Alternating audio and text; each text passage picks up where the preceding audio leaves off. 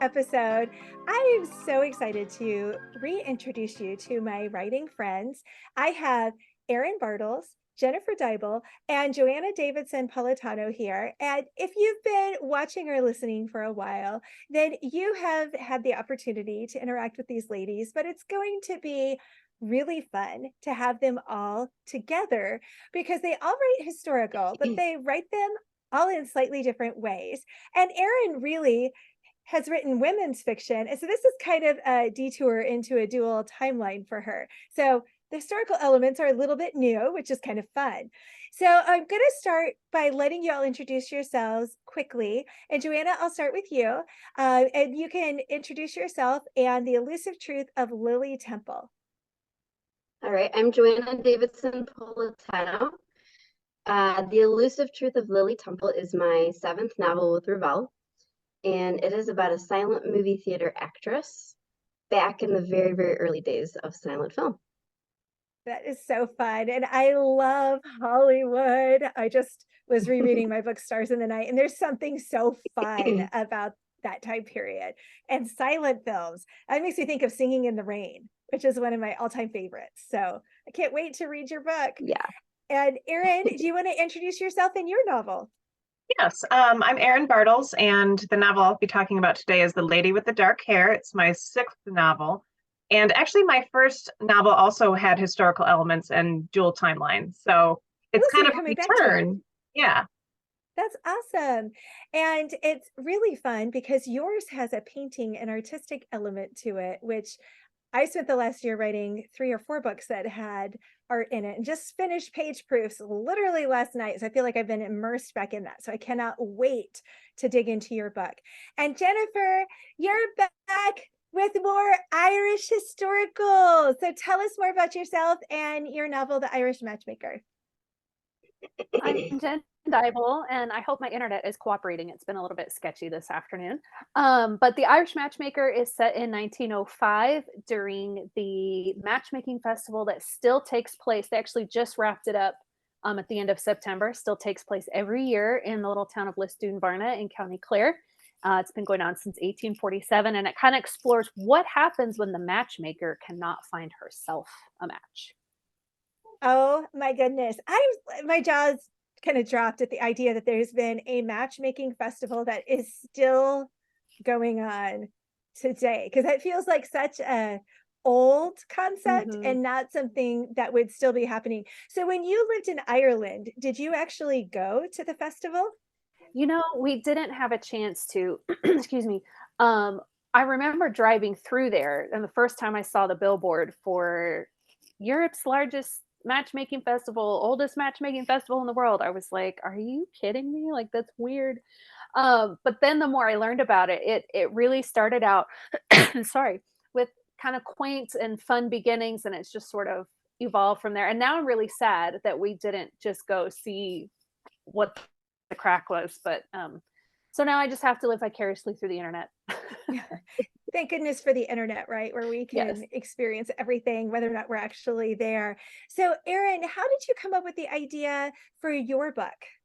What was the what if that sparked it all? So, well, it's hard to say what sparked it. I've been an artist for as long as I can remember, and I've always enjoyed painting. And years back, I decided I was going to stop staying away from oils, because I remember as a child, people were like, oh, they're messy and they're expensive. And really, they're neither. And they're really easy to use. And so I got right back into painting, and I started thinking about portraits, because I've never been good at people. But all of last year, I spent every month doing a self-portrait to get better at people. And at the same time, I was writing this book about an artist who continually has the same person in all of his paintings, but there's no self-portrait of him, so nobody knows what he looks like. And it became a story about the modern day story being descendants of his, and the past timeline being in the 1880s France, like the Impressionist time period. And it just kind of grew from there of, is this family really descended from the person they think they are? And who painted these paintings? And it became a story about women artists and how often their work was misattributed or lost, or devalued and all sorts of things. So it stems from my interest in painting. But I'm not really sure where the idea first, took hold. I love that. And it's so important in some ways because there is such a history of women being overlooked as Oh artists yeah, and yeah. their art being devalued. And yet there are these women who are kind of sprinkled across the So trajectory. many, Yeah. so And it's like many. every time I dig in, I'm like, oh, here's another Yeah, one. And so I yeah, love that you're kind of highlighting that and how fun that you were immersing yourself in art at the time you were yeah. It writing was this really novel. fun. That's awesome. So Joanna, why silent films? What was it that kind of pulled you into that? Because the one of the last books you were writing was all about music and being kind of a much more gothic feel, being Right, embedded right. in a sanitarium. Hmm. So the silent movie, I wanted to do something a little bit more fun, I guess, Yeah. after a dark book. So I kind of took this off of my grandfather. He was a photographer for many years. I mean, he's been gone for 10 years, so this is a long time ago.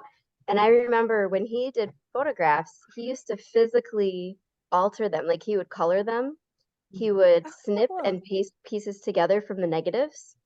And that's exactly what they did in the silent film era, like back when it was about 3-minute clips. They would physically cut and splice pieces of film, they would tint it. They did all sorts of really cool things. And the people who were doing it were the illusionists, the magicians, which was also what my grandpa did. And so he used to create these photographs before there was Photoshop, that were just sort of like a unique rendering of reality. And he would he would play around with it a little bit. And so it kind of became a story about what's actually true, and what we can create with illusions, and the truth that comes out of storytelling too. I mean, we're all writing fiction, and of course fiction is made up, but there's so much truth that comes out of fiction. So that's kind of how the story evolved. I love that. And how cool that your grandpa was doing that. That had to be fascinating to watch and to think about. I'm kind of captured by the idea of taking a negative and coloring it and snipping it and putting them together. I never would have Mhm. thought of doing that, but how really fun. So y'all are writing at least some elements that are historical, and that involves a lot of research and a lot of work. And it always is daunting to me when I step back into, in my case, World War II, and I have to start thinking about, okay, all of the work that goes into that.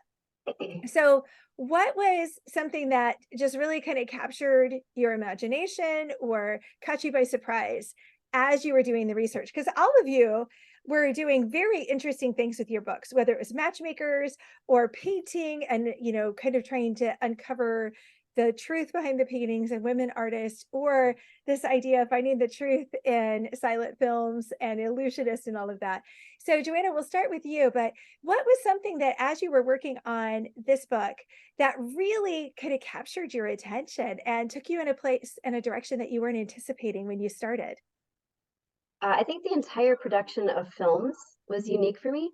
I kind of envisioned this story being set in like a production, a theater or something like that, but that's not what they did. It's set in a garden, because this man actually rented a pleasure garden on the coast of Bristol, and he had like a house built entirely of glass. And that was where he did his filming. It was outdoors so that he could catch the sunlight from every angle. And then he had like a little converted pump house where he and his wife would sit and they would tint every little bit of film. And they had about 75 feet that would create these short little movies. And just the very unique ways they used to put things together.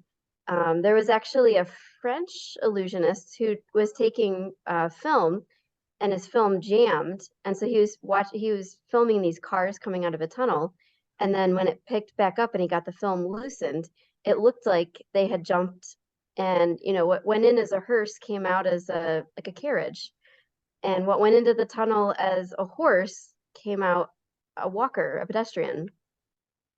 And it was all because of this film jam. So that was all these different revolutionary things that we think of in modern films started back when they used to physically manipulate the film. And so Mm. that was really, really fun. Oh, I love that. So, Erin, when you were working on The Lady with the Dark Hair, what Yeah. was something that just really kind of surprised you as you were working on it and doing the research? Well, I think that one of the things that was surprising to me was that I didn't realize that when the Impressionists first were showing their work, everyone hated it. You know, it's in everyone's dorm room now and it's on, walls and everybody loves them, but it was just raked over the coals in the press. No one liked it and they were mean about it. And I got to read a lot of excerpts of reviews that were contemporary with those exhibitions. And that was a surprising bit of information to me because they're so universally adored today. Um, but it was such a departure from what people were used to. And so that was a fun surprise. I also got a lot of really interesting information about Gibraltar, which is where a lot of the story takes place, and is a place that I don't think many people know much about. But I had a former professor who's Gibraltarian, and I got to interview him a lot about what it was like growing up there when the border was closed with Spain and they couldn't leave, and just how, and I got to just take so many books from his library and learn about it. And so it was really fun to learn about a place that I just knew nothing about. That's awesome. And you're right. Like Gibraltar, I know where it is on a map, Yeah, and that is about it, which is really yeah. sad. So that's really interesting. And I bet it was fun to be able to interact with your professor in a fresh Oh, yeah, way. absolutely. It was so much fun. That's awesome. And Jennifer, what about the Matchmaker Festival?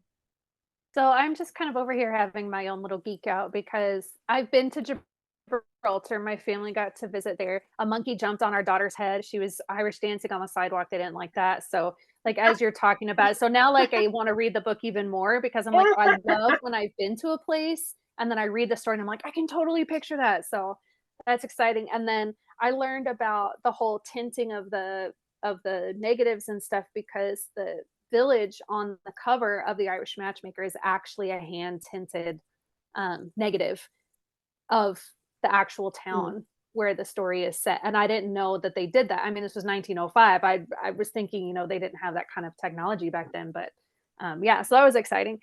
Um, so a couple of things. One of the biggest inspirations as I got to researching this book is Willie Daly, who is the current reigning matchmaker in Lisdoonvarna. He's a third generation matchmaker.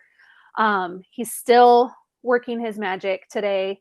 And I was able to exchange some emails with him and ask him some questions. And then he has a memoir about his time getting into matchmaker, being the child of a matchmaker, and all of that. So it was just fascinating to read about how they did it and the terminology that they used and what goes into figuring out who would be a good match for who and all of that kind of thing. He really does it. It really is kind of an art and a science mixed together. And then the other part that I really just had fun learning about was the reason why Lisdoonvarna became this sort of destination village. It's a little tiny town, but in the around 1850, 1860, let's see, yeah, mid 1800s, a doctor discovered all of these mineral wells that are placed all Mm. throughout that area. And he found that they had all these medicinal properties. There's a sulfur well and there's several different mineral wells. And so the rich gentry started holidaying there in the town and to take the spa waters, and then they would start, trying to match up their kids with each other. And that's kind of how the matchmaking festival got its start. So researching and learning about what the wells are and what each well's purpose is and what do you do there and that kind of stuff was really kind of fun. Oh my goodness. Yeah, that sounds like a lot of fun. My husband and I were just at West Baden Springs here in Indiana, and they try to pretend that they're all, like European and stuff. And they've got the four springs, and then French Lick has springs. And it was so funny digging into the research of that and just how back 100 years ago, everybody thought these mineral springs had so many medicinal purposes. And you're like, well, it really didn't do a whole lot, but they sure thought they did. And so I can imagine if you had like 20 or 30 and each one did something different, that would be so much fun to dig into what they thought. Yeah. And who knows, maybe it really did help. Who knows? Maybe it did. Yeah, that's so fun. Yeah. The garden where my place is set is actually a Chalybeate Springs place. And it was like one of those healing well things. And they think it was like the iron content that people were like iron them energy to sit in it. But Oh, it's kind of funny. We have a lot of crossover between our books. Yeah. With the film tinting and the Chalybeate Springs. It's kind of neat. Yeah. Yeah, that is so fun. So when we think about writing, it can often feel really, it's isolating. You're sitting at a computer by yourself. There could be a lot of frustration, like where you're just kind of like pounding your head against the keyboard going, come on, speak to me, characters, do something. And there's a lot of moments where we're just kind of like, ugh, hitting daily word counts and things like that. And then there are moments of serendipity and of joy where you're like, oh my gosh, I love this. This is why writing is the best thing ever. So tell us about a moment when writing your book, when you were like, I cannot believe I get to do this. This is such a joy. So Erin, I'll start with you. Was there Don't a start moment? with me. What? Don't start with me. I was thinking, like, do I have an answer to this? Well, and sometimes it's just that moment where you're like, I thought it, like for me, it usually happens when I get the macro edit back, because when I send a book in, I am so done with it. I am convinced that the editor is going to send it back and be like, yeah, we're tearing up your contract. This is drivel and you're done. And then I get the macro back and there's work to do, but I'll hit points in the book where I'm like, dang, that's actually good. And I'll be like, oh, okay, it's not all garbage. There's actually like some stuff we can work with here. And those moments are just like, oh, or writing that scene where I'm just going and 20 minutes later, I'm like, what happened to the time? It's just, or more likely 2 hours later, I'm like, wow, where did I that guess go versus the I banging. do have an answer now that you put it that way. I think it was very gratifying to me. One of the characters in my story has schizophrenia, and I had a friend who has a family member who has schizophrenia read it, and I had interviewed her beforehand to get some information. And when she gave me her feedback after reading it, I felt really good because she felt like I really captured that person as a person rather than as a condition. And there were a few moments that, were really special to her. And so I felt really good about how that turned out. So that would be one of those really gratifying moments, I think. And then the other would be, I develop my books kind of slowly. So usually the draft that I turn in doesn't have significant changes because I've really done it slowly as I go. And I don't know, it's just layers and layers and layers. And when you get to a point where you discover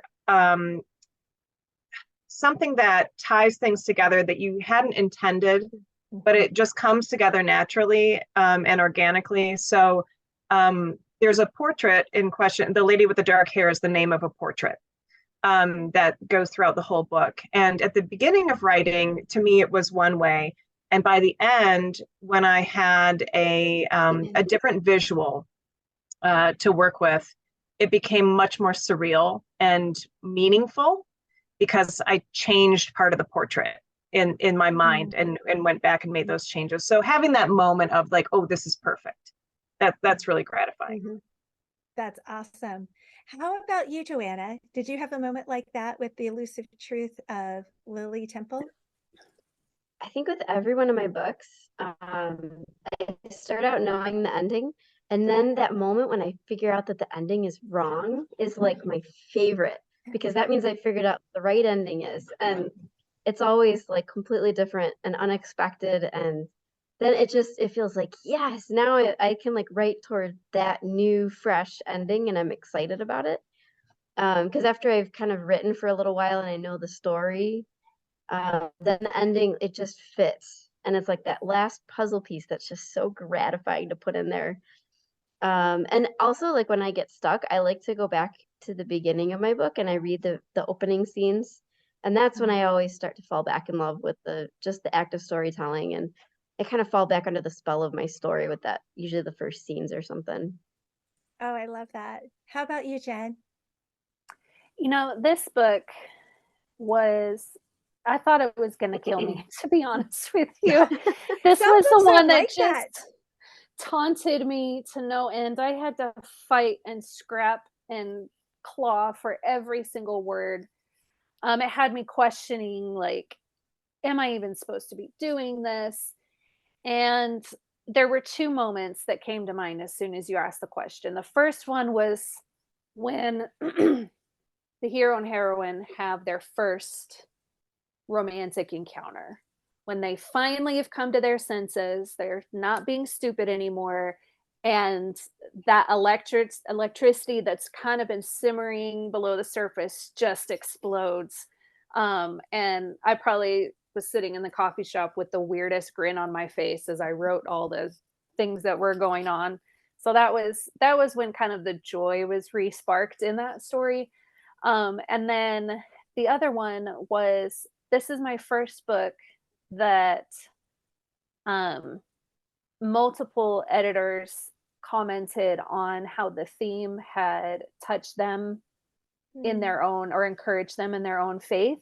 And they always make comments about, wow, that's a great thought, or, whatever. But this was the first time where several, because I have one that does my main kind of content edit, and then I have my line editor, and then we have several proofreaders.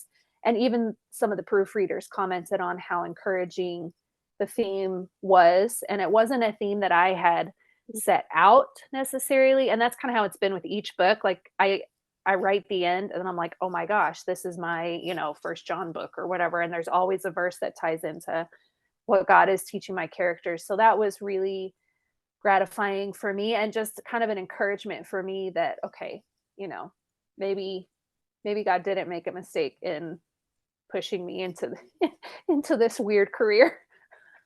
That's awesome.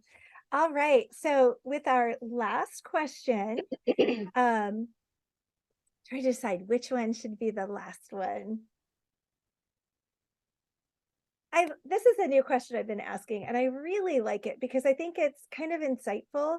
And a lot of people who watch and listen to the podcast are writers and people who think they might want to write. And so I think it's really kind of a neat nugget to give them on what is, if you could go back and you could go talk to young Joanna, Erin, Jennifer, when you were first writing and you were thinking about publication, what would you go back and tell yourself? What would you tell people who are starting to write for publication now? What's that piece of advice that you would give to yourself when you were starting? I'll answer if you Yeah, absolutely. know my answer to this. It'll take longer than you think. And the key is to just keep working at it. Even though I worked in publishing for years, and actually I work with both Jennifer and Joanna in a different way with my publisher, because we're all in the same publisher, but I also work for them. I felt like, okay, I know how this is going to go. But it'll take longer than you think it should, because people who want to write are usually people who are fairly gifted at writing usually. And I think you think, therefore, it's going to be easy, but it's really not. And it takes a lot of work and a lot of pushing through people saying no until you get someone who says yes. I love that. That's great advice. Jennifer, what would you tell your younger writing self? I would 100% echo Erin, because when I first, I've been writing my whole life. I didn't even think about publication until well into my adult life, because I just didn't think it was a viable opportunity. But in college, my freshman English professor made a comment on one of my papers that I should really consider pursuing a career that involved writing. And I was like, I want to make money. Thanks, though. And then I became a teacher. So that's on me. But when I first started really writing, I heard people say something similar to what Erin said, but I think in the back of my mind, I was like, but there's always that one exception. Yeah, And what if I'm it's special. me? Yeah. Um, spoiler alert, it wasn't me. But I would say also find people who like-minded people who are maybe 1 or 2 steps ahead of you on that journey, whether that's, there's like ACFW, local libraries have writers groups, just for when you're having those moments of doubt, which, I mean, I don't know a published author that doesn't have that sort of imposter syndrome with every book. And so just finding those people who can encourage you, because what it boils down to is if this is something the Lord has called you to do, you got to do it, like, and he'll direct your paths. And so when those moments of discouragement come, having those people around you to rally and just encourage is really priceless. Yeah, that's great advice. And it is true, having that community is so important. Joanna, what would you tell your younger self? Oh, goodness. These ladies gave great advice. I would probably say maybe don't care so much, or at least don't care about the wrong things. For so long, I took craft classes and studied books and, tried to like kind of crack the secret code. And it wasn't until I quit trying to get published that I got published, because then I found my voice and I figured out what I just like to write for fun. And when I just sort of like fell under the spell of storytelling and it just captivated me and it was just fun. And it was just me and God trying to kind of peel back the petals of a story and explore it. And, I wrote whatever felt natural to me, not what was selling, not what people told me I should write like. Because when there are voices like around you that you're listening to, like, what you think readers are going to say, what you think an editor's going to say, you can't figure out your voice. And voice is really what makes a story pop. And yeah, the first book that I wrote after I decided not to get published was my debut novel. And it took off because I wasn't trying. And I figured out what was natural to me. I figured that the timeline and the style and everything else. And along with that, I would say, don't assume anything like a contest result or a no from a publisher. Anything, it is so subjective. And you have no idea what's going on behind the scenes. If somebody's having a bad day, if somebody read another novel in the same time period and hated it and just had a bad taste in their mouth, you just never know. And nobody's feedback really invalidates what you're doing. I love that. That is such great advice from all three of you. So thank you so much for joining me today. It's always a treat to talk with the three of you, and the books that are coming out sound wonderful. I cannot wait to read them. The only one I have right now is The Irish Matchmaker, but all three of these, The Elusive Truth of Lily Temple and the painting, The Lady with the Dark Hair, all of them sound amazing, and especially after we've been talking about them, I cannot wait for them to arrive in my mailbox. They're all available for pre-order right now, and they will be coming out. Jennifer's comes out in February, Erin's comes out at the end of March, and Joanna's comes out in April. So do yourself a favor, go to Baker Book House or your favorite indie bookstore and pre-order them today, and you will have Christmas in your mailbox all year long. It's my favorite thing to do. In fact, I like it so much I often order them twice. And so do a better job than I do and have a system to know which books you have pre-ordered. No, they can order them twice. Yeah. That works. Yeah. Order them twice, give them away, do everything. But thanks again. And it's been a true pleasure to have you on Book Talk tonight. Thanks, Kara. Thank you so much. Thank you.